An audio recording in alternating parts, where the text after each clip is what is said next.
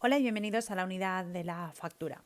En esta unidad o en este vídeo vamos a ver cuál es el contenido mínimo de la factura, qué obligaciones tenemos a la hora de emitir una factura, qué tenemos que hacer con el archivo y elementos esenciales de elaboración de la factura. Antes de empezar vamos a ver en qué consiste la factura. ¿Qué es exactamente? Pues es el documento que acredita legalmente la entrega de bienes y la prestación de servicios realizados por la empresa. Las empresas tienen una obligación de emitir facturas y está regulada por una ley, la Ley 58/2003, que establece la Ley General Tributaria y el Real Decreto que ellos indican, por el que se aprueban las normas, ¿vale? ¿Qué normas tenemos que hacer?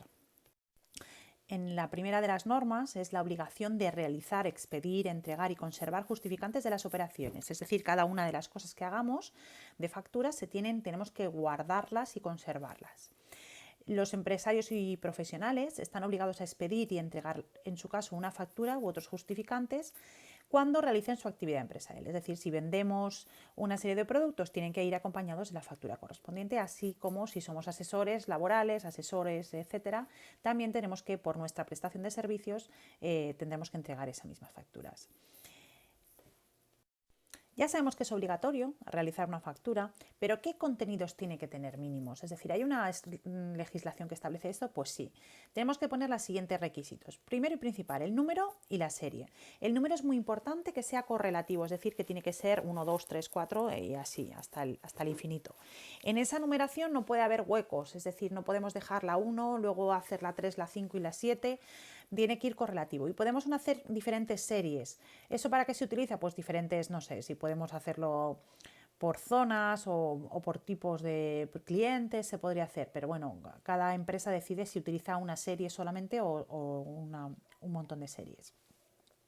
La fecha de expedición, siempre tenemos que decir la fecha y será correlativa igualmente, es decir, no podremos tener la factura de la número 1 que tiene fecha 5 de enero y sin embargo la número 2 que tenga fecha del 3 de enero. Tiene que ser tanto los números de las facturas y las fechas, tiene que ir correlativo, tiene que ir todo seguidito. Nombre y domicilio, apellidos o denominación social. Es decir, si es una empresa tendremos que ponerle la denominación social, Abigail Ferrer SL o sociedad cooperativa, y si fuera nombre y apellido es un autónomo, pues el nombre del autónomo. Importante, tenemos que hacer constar el CIF o el NIF, que sería para una empresa, una persona física, o el CIF si estamos hablando de una empresa, que normalmente una SL empieza por un B96 y lo que continúa. Deberemos de poner el domicilio de la empresa, de la que lo emite y de la que la recibe, así como todo aquello que le hemos facturado. ¿Qué te he vendido? Una mesa, 4 sillas, todo eso tiene que ir especificado. Una unidad a 5 euros, 7 unidades, iremos detallando cada una de las cosas que le estamos facturando a nuestro cliente. Una vez ya tenemos todo lo que le hemos facturado, aparecerá lo que denominamos base imponible, que es el importe total de lo que nos deben. Menos ese importe total está fuera el impuesto sobre el valor añadido. Y como hemos visto en temas anteriores, tendremos que calcular el IVA, que lo haremos pues cuando tenemos la base imponible y lo teníamos claro, lo multiplicaremos por el tipo de IVA, suponiendo que sea el tipo general, pues por el 0,21. Y si fuera con el resto, y ahí sacaríamos lo que es la cuota del impuesto, que es otra de las cosas que tenemos que tener en cuenta. ¿Qué cuota del impuesto? Pues la que salga del 21%, en el caso de que sea el régimen general, de la base imponible. Estos, por tanto, son los contenidos mínimos que tienes que tener en cada una de las facturas que emite la empresa. Y la pregunta es, ¿pero todos tenemos la obligación de hacer una factura? Pues toda empresa está obligada a expedir, a emitir una factura con todos los requisitos obligatorios que hemos dicho anteriormente. ¿Cuándo se tiene que hacer? Cuando el destinatario de la factura sea como nosotros, o un autónomo, o un profesional, o una empresa. Cuando el destinatario, cuando el que reciba la prestación del servicio o el trabajo o las unidades pida factura. Si yo estoy en MediaMarkt y pido factura, tienen la obligación, normalmente me dan un ticket, pero si yo le digo que quiero una factura, tienen la obligación de emitirme la factura. En operaciones de exportaciones exentas de IVA, en las entregas intracomunitarias exentas de IVA y quedan exceptuadas de esta obligación las siguientes operaciones, donde no tenemos obligación de hacer una factura. Por los minoristas, es decir, los que se apliquen el régimen de recargo de equivalencia que hemos estudiado en otros apartados, y las realizadas por empresarios y profesionales acogidos al régimen simplificado del IVA. Las operaciones exentas de IVA, excepto los servicios médicos y sanitarios.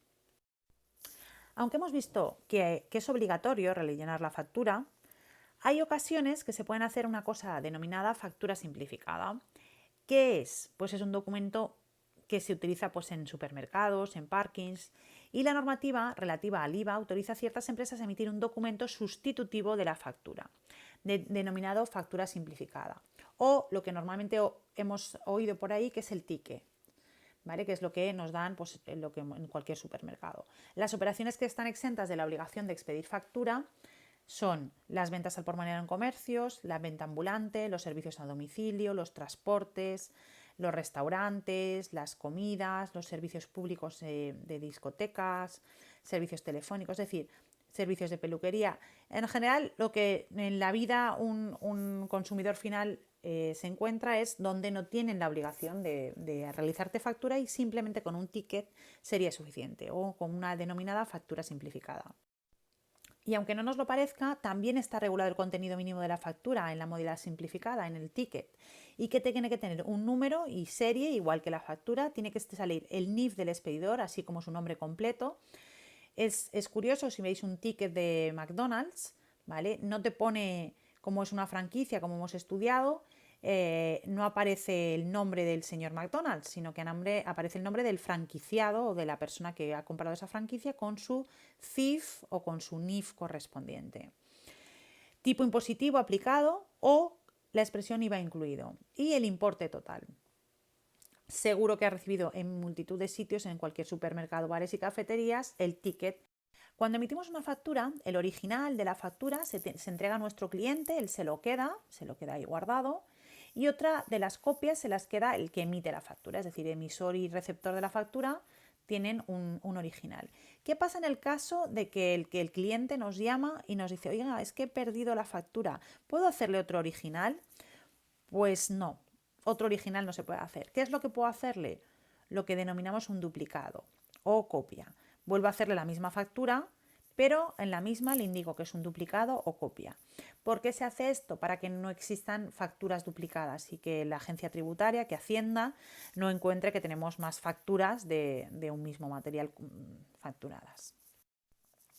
¿Cuánto tiempo hemos de conservar las facturas? Yo soy el emisor, el que hace la factura, ¿vale? O el receptor, el que la recibe, y me pregunto, ¿cuánto tiempo? Pues lo que se tiene que guardar por ley, que lo establece por ley, tanto sea en papel como en soporte electrónico, de cualquiera de las maneras, son 4 años. ¿4 años a contar de cuándo? Pues mira, si es en el impuesto que le estemos utilizando. Si le hemos utilizado para descontarnos el IVA hasta el 30 de enero de los 4 años desde los que los he presentado. Si las estoy utilizando a nivel de sociedades porque quiero descontarme el impuesto de sociedades, pues sería el 25 de julio, que es el último plazo, siempre que mi impuesto de sociedades coincida con el año natural. Si fuera el IRPF, pues hasta el 30 de junio. Es decir, siempre desde que la agencia tributaria puede dejar de preguntarme sobre ese año fiscal. En este apartado vamos a ver qué son los gastos y los suplidos. Cuando realicemos una compra, además de los gastos que existen en la compra como tal, el importe de la compra, pueden aparecer una serie de gastos como son los envases, embalajes, transportes, gasto de entrega, seguros, etc. Todos esos gastos van a incrementar mi base imponible y se irán sumando en mi base imponible antes de que yo calcule el impuesto. Además, también aparecen otro concepto nuevo que denominamos suplidos. ¿Y en qué consisten los suplidos? Pues supongamos que trabajamos en un despacho de abogados y que estamos representando a nuestro cliente y es necesario pagar unas tasas judiciales. Esas tasas judiciales, para poder hacer el juicio, las paga el despacho de abogados, pero luego se las factura, las tiene que facturar a su cliente y esa factura se hace en modo de suplidos, se le denomina suplidos a esa factura. Esos suplidos no tendrán que repercutirse el IVA. Y veremos por qué, pues, es decir, lo ha pagado ya el abogado ha pagado el IVA y no lo repercute en el cliente final, porque ya lo ha pagado él. Y como él es también una empresa, pues ya lo paga directamente.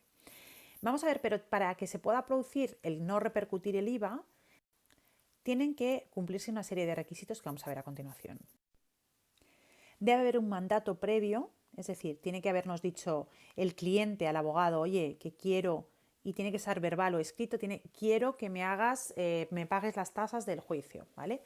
Y los justificantes por los gastos suplidos deberán haber sido expedidos a nombre del cliente. Se van directamente a nombre de nuestro cliente, no del despacho de abogados. ¿Cómo se hace?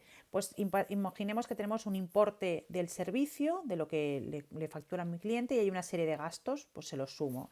Y a eso le calculo la base imponible. Eso es una suma, la una más la suma, me dará el total de la base imponible.